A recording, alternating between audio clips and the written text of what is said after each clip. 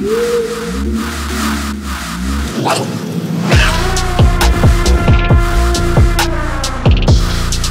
ಗಾಂಭೀರ್ಯದಲ್ಲಿ ಹೊರಗಡೆ ಬಂದು ನಿಲ್ತಾ ಇದ್ರೆ ಸೃಷ್ಟಿಕರ್ತ ಬ್ರಹ್ಮ ಕೂಡ ಇದ್ರ ಸೃಷ್ಟಿನ ನೋಡಿ ನಾಚ್ಕೊಂಡು ಪ್ಲೀಸ್ ನನ್ಗೊಂದ್ಸರಿ ಕೂಡ ಓಡಿಸ್ತೀನಿ ಅನ್ಬೇಕು. ಅಷ್ಟು ಅದ್ಭುತವಾಗಿ ರೆಡಿ ಆಗಿದೆ ಈ ಜಿಪ್ಸಿ.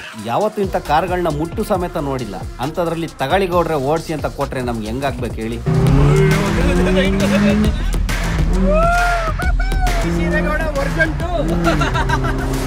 ಅಣ್ಣ ಏನ್ ನಿಧಾನಕ್ಕೆ ಓಡಿಸ್ತಾರೆ ಅಂತ ಕೂತಿದ್ದ ಅಭಿಲಾಷ್ಗೆ ಹುಚ್ಚ ಉಯ್ಕಳಂಗ್ ಓಡಿಸ್ ತಗೊಂಡೋಗಿ ನಿಲ್ಲಿಸ್ದೆ.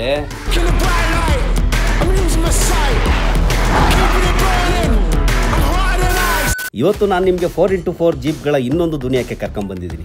ಈಗ ನಾನಿರೋದು ಚಿಕ್ಕಮಂಗ್ಳೂರಿನ ಆರ್ಮಿ 5 ಕಸ್ಟಮ್ ಹತ್ರ. ಈ ಜಾಗದಲ್ಲಿ ನಮ್ಮ ದೇಶದ ಆರ್ಮಿ ಜೀಪ್ಗಳನ್ನ ಆಕ್ಷನಲ್ಲಿ ತಗೊಂಬಂದು ಆನೆ ತರ ರೆಡಿ ಮಾಡ್ತಾರೆ.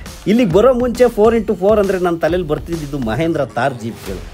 ಇಲ್ಲಿಗೆ ಬಂದ್ಮೇಲೆ ಆ ಕಾನ್ಸೆಪ್ಟ್ ಕಂಪ್ಲೀಟ್ ಆಗಿ ಬದಲಾಗೋಯ್ತು. ನಮ್ಮ ಮನೆ ಹತ್ರ ಸುತ್ತಮುತ್ತ ಕಾಫಿ ಎಸ್ಟೇಟ್ಗಳಲ್ಲಿ ಓಡಾಡ್ತಿದ್ದ ಜಿಪ್ಸಿಗಳು ಅಲ್ಲಿ ಸಣ್ಣದಾಗಿ ಬಡಕ್ಲಾಗಿ ಕಾಣಿಸ್ತಾ ಇದ್ದು. ಆದ್ರೆ ಇಲ್ಲಿ ಅದೇ ಜಿಪ್ಸಿಗಳು ಜಿಮ್ ನಲ್ಲಿ ವರ್ಕೌಟ್ ಮಾಡಿ ದಷ್ಟಪುಷ್ಟವಾಗಿ ಬಾಡಿನ ಬೆಳೆಸ್ಕೊಂಡು ಆನೆಗಳಂತೆ ಕಾಣಿಸ್ತಿದ್ದಾವೆ. ಈ ಜಿಪ್ಸಿಗಳು ಹುಟ್ಟುವಾಗಲೇ ಈ ಹಂತದಲ್ಲಿ ಹುಟ್ಟಿದ್ವಾ? ನಾನು ಮೊದಲೇ ಹೇಳ್ದಂಗೆ ನಿಮಗೆ ಇದನ್ನ ಆಕ್ಷನಲ್ಲಿ ತಗೊಂಡ್ಬಂದು ಈ ಥರ ಮಾಡಿಫಿಕೇಶನ್ ಮಾಡಿದ್ದಾರೆ. ಕಡಿಮೆ ಅಂದರೆ ಇದ್ರ ಮೇಲೆ 18 ಲಕ್ಷ ರೂಪಾಯಿ ಮಾಡಿಫಿಕೇಶನ್ ಆಗಿದೆ. ಈಗ ಇದು ಕಾಣಿಸ್ತಿರೋ ಗಾತ್ರದಲ್ಲಿ ಇದನ್ನ ಆನೆ ಅಂದ್ರೂ ತಪ್ಪಾಗಲ್ಲ. ಈಗ ಇದ್ರ ಸೌಂಡ್ ಹೆಂಗಿರುತ್ತೆ ಗೊತ್ತಾ? ಆನೆ ಬಂತೊಂದಾನೆ ಯಾವೂರಾನೆ.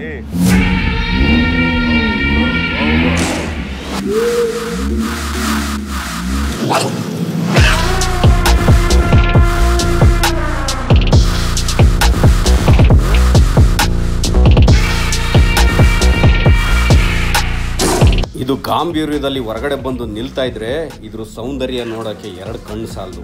ಯಾವ ಪುಣ್ಯಾತ್ಮನೋ ಇದನ್ನ ಬಿಲ್ಡ್ ಮಾಡಿಸಿರೋದು. ಒಂದೊಂದು ಬೋಲ್ಟು ಸಮೇತ ಕಂಪ್ಲೀಟ್ ಆಗಿ ವರ್ಕ್ ಮಾಡಿರೋದು. ಸೃಷ್ಟಿಕರ್ತ ಬ್ರಹ್ಮ ಕೂಡ ಇದ್ರ ಸೃಷ್ಟಿನ ನೋಡಿ ನಾಚ್ಕೊಂಡು ಪ್ಲೀಸ್ ನನ್ಗೊಂದ್ಸರಿ ಕೂಡ ಓಡಿಸ್ತೀನಿ ಅನ್ಬೇಕು. ಅಷ್ಟು ಅದ್ಭುತವಾಗಿ ರೆಡಿ ಆಗಿದೆ ಈ ಜಿಪ್ಸಿ. ಇದನ್ನೆಲ್ಲ ನೋಡಿದಾಗ ನನಗೆ ಕಾಡಿದ್ದು ಒಂದೇ ಪ್ರಶ್ನೆ, ದೇವರೇ ಪರ್ಮಿಷನ್ ಕೊಟ್ಟರು ನಮ್ಮ RTOದವ್ರು ಪರ್ಮಿಷನ್ ಕೊಡ್ಬೇಕಲ್ಲ. ಇಷ್ಟೆಲ್ಲ ಮಾಡಿಫಿಕೇಶನ್ ಆದ್ರೆ RTO ರೆಡಿ ಅಲ್ವಾ?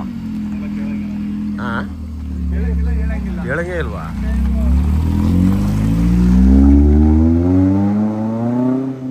ಅಯ್ಯಪ್ಪೋ, ರೋಡಲ್ಲಿ ಹೋಗ್ತಾ ಇದ್ರೆ ಇದ್ರ ಗಾಂಭೀರ್ಯನೇ ಬೇರೆ. ಹುಡ್ಕ ಬಂತು 2 ಲೀಟರ್ ಡೀಸೆಲ್ ಒಂದು ರೌಂಡಿಗೆ. ಹೆಂಗಿತ್ತು ವಿನಯ್? ಚೆನ್ನಾಗಿದೆಯಾ?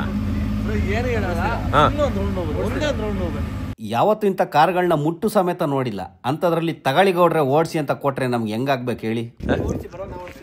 ನನಗೆ ಓಡಿಸ್, ನನಗೆ ಭಯ. ಜಠರದೊಳಗೆ ಅನ್ನನಾಳದೊಳಗೆ ಹುಳಗಳು ಓಡಾಡ್ದಂಗೆ ಆಯ್ತು.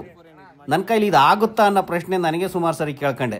ಅಲ್ಲಿದ್ದವರೆಲ್ಲ ನನಗೆ ಧೈರ್ಯ ತುಂಬಿ ಗೌಡ್ರೆ ಇದ್ಯಾವ ಲೆಕ್ಕ ಓಡಿಸಿ ಅನ್ನೋ ಹೊತ್ತಿಗೆ ಆಗಿದ್ದಾಗ್ಲಿ ಶಂಭೋಲಿಂಗ ಅಂತ ಧೈರ್ಯ ಮಾಡಿ ನುಗ್ಗೆ ಬಿಟ್ಟೆ.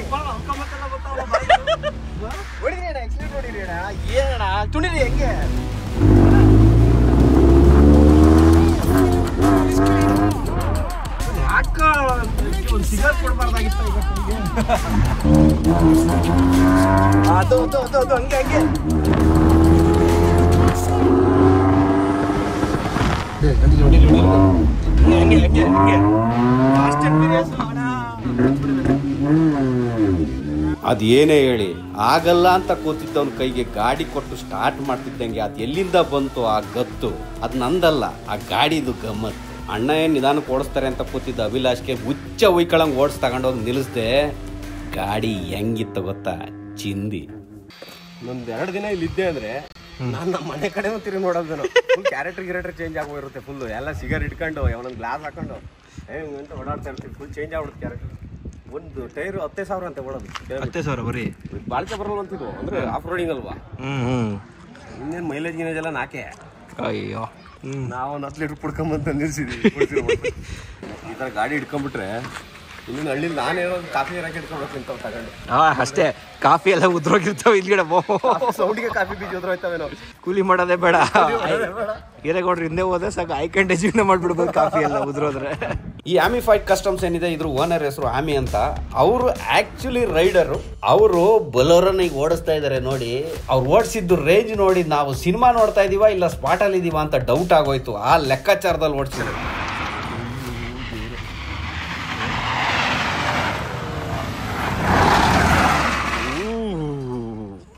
ಇದು ಚಿಂದಿ ಅಂದ್ರೆ ಟಾಕ್ಸಿಕ್ ರೆಡಿ ಆಯ್ತು.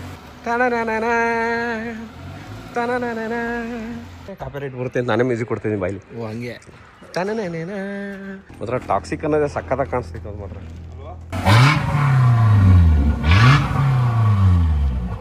ಆಲ್ರೆಡಿ ಒಂದು ಆನೆನ ಓಡಿಸಿ ಮಾವುತ ಅಂತ ಪಟ್ಟ ತಗೊಂಡಿದ್ದೆ. ಈಗ ಟಿಪಿಕಲ್ದು ಟಾಕ್ಸಿಕ್ ರೆಡಿ ಆಗಿದೆ. ಇದನ್ನು ಓಡಿಸೋ ಅವಕಾಶ ನನಗೆ ಸಿಕ್ತು. ಅದನ್ನು ಆಲ್ರೆಡಿ ಓಡಿಸಿದ್ರಿಂದ ಇದನ್ನು ಓಡಿಸೋದಕ್ಕೆ ನನಗೇನು ಭಯ ಅಂತ ಆಗಲಿಲ್ಲ. ಇನ್ ಕೇಸ್ ಟಿಪಿಕಲ್ ಫಸ್ಟ್ ಇದನ್ನೇ ಕೊಟ್ಟಿದ್ದಿದ್ರೆ ನಾನು ದೇವರಾಣೆ ಮುಡ್ತಿರ್ಲಿಲ್ಲ. ಟಿಪಿಕಲ್ ಬ್ರೋ, ಮ್ಯಾಜಿಕ್ ಬಟನ್ ಏನು ಅಂತ ಕೇಳ್ತಾರೆ. ಇದಾದ್ಮೇಲೆ ಅದೇನೋ ಮ್ಯಾಜಿಕ್ ಬಟನ್ ಅಂತೆ. ಟಿಪಿಕಲ್ ಬಂದು ರಿಮೋಟ್ ತೆಗಿಯೋಕೆ ಶುರು ಮಾಡಿದ್ರು. ನಾನೇನೋ ಬಟನ್ ಪ್ರೆಸ್ ಮಾಡಿಬಿಟ್ಟು ಭೂಮಿ ಮೇಲೆ ಹೋಗಲ್ವೇನೋ, ಆಕಾಶದಲ್ಲೆಲ್ಲ ಹಾರಾಡ್ಬಿಡುತ್ತಾ ಅಂತ ನನಗೆ ಗಾಬರ ಆಯಿತು. ಟ್ರಾನ್ಸ್ಫಾರ್ಮ್ ಆಗುತ್ತೆ ಈಗ.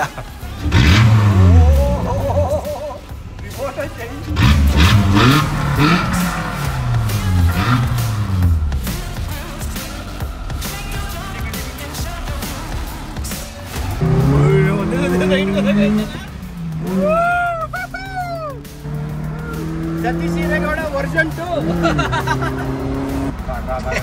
ಇದೆಲ್ಲ ಟೆಂಪ್ಟಿಂಗ್ ವೆಹಿಕಲ್ಗಳು ಏನ್ ನಮ್ಮನ್ನ ಹಾಳು ಮಾಡಕ್ ಬಿಡ್ತಾವೆ ಬೇಗ. ಅಯ್ಯೋ, ನಾವು ಮದುವೆ ಆಗಿರೋದೇ ಮಾಡ್ತೈತೆ ಇದೆಲ್ಲ ಅಭಿಲಾಷ್. ಇದು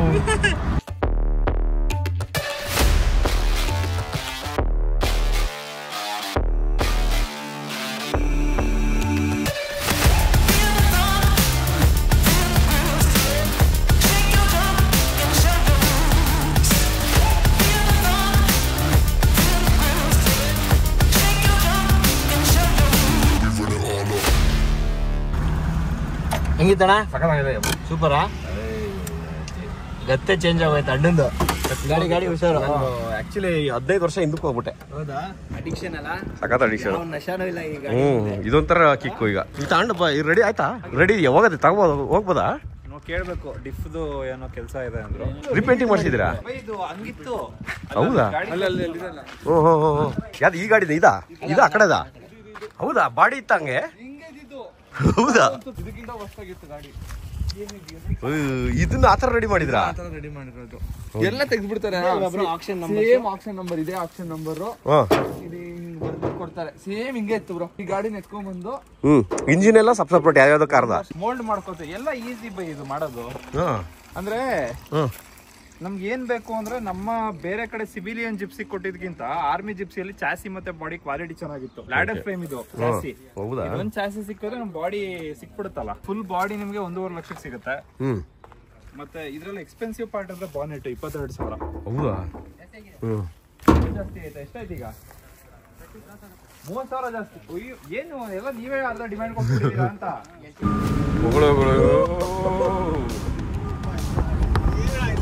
ಎಕ್ಸಿಬಿಷನ್ ರೋಲರ್ ಕೋಸ್ಟರ್ ಕೂತಂಗ ಬಿಡ್ತಲ್ಲ ಒಂದೇ ಸರಿ ತಣ್ಣಗೆ. ಒಬ್ಬೊಬ್ಬರಿಗೆ ಒಂದೊಂಥರ ಪ್ಯಾಷನ್ ಇರುತ್ತೆ. ಕೆಲವ್ರಿಗೆ ಆಡೋ ಪ್ಯಾಷನ್ನು, ಕೆಲವ್ರಿಗೆ ಕುಣಿಯೋ ಪ್ಯಾಷನ್ನು, ಇನ್ನು ಕೆಲವ್ರಿಗೆ ಚಿತ್ರ ಬರೆಯೋದು ಪ್ಯಾಷನು, ನನಗೆ ಡೈರೆಕ್ಷನ್ ಮಾಡೋ ಪ್ಯಾಷನು. ಆಮಿಫೈ ಓನರ್ಗೆ ಕಾರ್ ಓಡಿಸೋದೇ ಒಂದು ಪ್ಯಾಷನು. ನಾಳೆ ಕಾರ್ ರೇಸ್ ಇದೆಯಂತೆ ಚಿಕ್ಕಮಂಗ್ಳೂರಲ್ಲಿ. ನಮ್ಮನ್ನ ಆ ರೇಸ್ ಟ್ರ್ಯಾಕಿಗೆ ಹೋಗಿ ಬರೋಣ ಬನ್ನಿ ಅಂತ ಕರ್ಕೊಂಡು ಹೊರಟ್ರು. 3rd First 2025 ಚಿಕ್ಕಮಂಗ್ಳೂರಲ್ಲಿ ನಡೀತಿರೋದು ಇದು ರೇಸು. ಆಲ್ರೆಡಿ ಆಮಿ ಅವರು ಸಿಕ್ಕಾಪಟ್ಟೆ ರೇಸ್ಗಳನ್ನ ಆಲ್ರೆಡಿ ಗೆದ್ದಿದ್ದಾರೆ. ನಾಳೆಗೆ ಇವ್ರ ಕಾರ್ ಕೂಡ ರೆಡಿ ಆಗಿದೆ. ನಾಳೆ ಬೆಳಗ್ಗೆ ವೆರಿ ಬಿಗ್ ರೇಸ್ ಇರುತ್ತೆ. ಇವತ್ತು ಸಂಜೆ ಹೋಗಿ ನಾವು ರೆಸಾರ್ಟಲ್ಲಿ ಉಳಿತಾ ಇದ್ದೀವಿ. ಆದರೆ ಆ ರೆಸಾರ್ಟ್ ವಿಡಿಯೋನ ಹಿಂದಿನ ವಿಡಿಯೋದಲ್ಲಿ ಹಾಕಿದ್ದೀನಿ. ನಿನ್ನೆ ರಾತ್ರಿ ಪಾರ್ಟಿಲಿ ಪರಮಾತ್ಮ ನಮ್ಮ ತಲೆ ಮೇಲೆ ಏರಿದ್ದನ್ನ ಇಳಿಸಿ ಕೂಲಾಗಿ ಬೆಳಗ್ಗೆ ರೇಸ್ ಟ್ರ್ಯಾಕ್ ಹತ್ರ ಬಂದ್ವಿ. ಬಂದಿದ್ದ ತಕ್ಷಣ ರೇಸ್ ಟ್ರ್ಯಾಕಲ್ಲಿ ಒಂದು ರೌಂಡ್ ಹೋಗಿ ಸುತ್ತಾಡ್ಕೊಂಡು ಬಂದ್ವಿ. ರೇಸ್ ಮಾಡೋದು ನಮ್ಮ ಪ್ಯಾಷನ್ ಅಲ್ಲ. ಇದು ಮೊದಲನೇ ಬಾರಿ ನಾನು ಕೂಡ ರೇಸ್ ನೋಡ್ತಾ ಇರೋದು. ಇದನ್ನ ಡರ್ಟ್ ರೇಸ್ ಅಂತ ಕರೀತಾರೆ. ರೇಸ್ಗಳಲ್ಲೇ ಬೇರೆ ಬೇರೆ ಥರದ್ದು ರೇಸ್ ಇರುತ್ತೆ. ಇದು ಧೂಳಲ್ಲಿ ಸೆಮಿ ಆಫ್ ರೋಡ್ ಇರುತ್ತೆ. ಅದರಲ್ಲಿ ಇಷ್ಟು ರೌಂಡ್ ಅಂತ ಇಷ್ಟು ಮಿನಿಟಲ್ಲಿ ಯಾರು ಫಾಸ್ಟಾಗಿ ಈ ರೇಸ್ನ ಕಂಪ್ಲೀಟ್ ಮಾಡ್ತಾರೆ ಅವ್ರು ವಿನ್ ಆಗ್ತಾರೆ. ನಾರ್ಮಲಿ ಇಲ್ಲೆಲ್ಲ ಏನು ರೇಸ್ ನಡೆದಿದೆ ಅದರಲ್ಲಿ ಆಮೆಯವರೇ ವಿನ್ ಆಗಿದ್ರಂತೆ. ಅಯ್ಯೋ ಮರ್ರೋ ಅಂತ ಹಂಗೆ ಕಾರ್ಗಳು.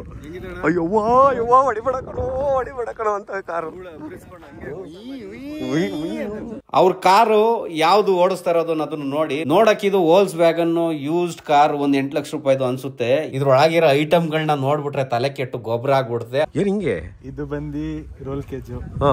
ಸೊ ಇದು ಸೇಫ್ಟಿಗೆ ಇರುತ್ತೆ ಕಾರು. ಟಾಪ್ ಅಲ್ಲಿ ಅದನ್ನು ಇದೇನಾದ್ರು ಪಲ್ಟಿ ಆದ್ರೂ ಏನೋ ಅರ್ಧಂಗ್ ರಾಡ್ ಇದು ಪಲ್ಟಿ ಆದ್ರೂ ಮನುಷ್ಯರಿಗೆ ಏನೂ ಆಗಲ್ಲ. ಇದೆಲ್ಲ ಏನೇನು ಈ ತರ ಕೊಟ್ಟಿದಾರೆ. ಅದು ಹ್ಯಾಂಡ್ ಬ್ರೇಕ್ ಸೆಟ್ಟಿಂಗ್ಸ್. ಅದು ಇದಾ ಸೆಟ್ ಮಾಡ್ಕೋಬೋದ ನಾವ್ ಬೇಕು ಅಂದ್ರೆ? ಹೌದು.